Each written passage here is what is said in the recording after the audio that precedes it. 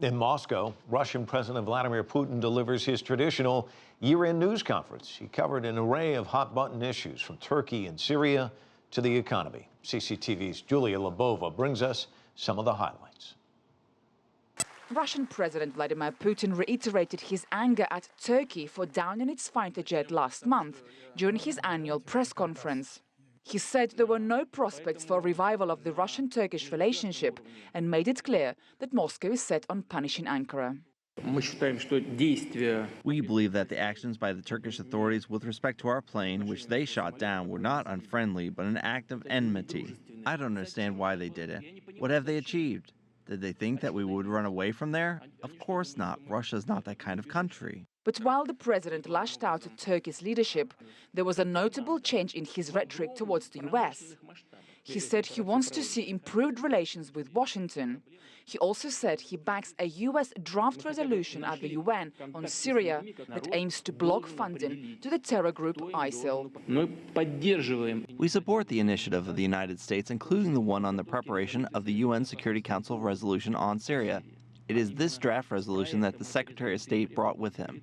In general, we agree with it. I think Syrian authorities will also agree with it when they look through the draft. Putin's comments followed a visit to Moscow by US Secretary of State John Kerry this week and come on the eve of an international meeting at the UN in New York on Friday to discuss Syria. But experts say it's too optimistic to talk about a true warming of relations between Russia and the US. Now, this is rhetoric. And as rhetoric goes, it certainly sounded different. Whether policy will be different remains to be seen. The rift between the two countries has become very broad over the past year and a half, 2 years. The tone before this press conference was very anti-American. In his wide-ranging press conference, the Russian leader also admitted for the first time that Russian military specialists were operating in eastern Ukraine, but at the same time denied Russian ground troops were fighting there.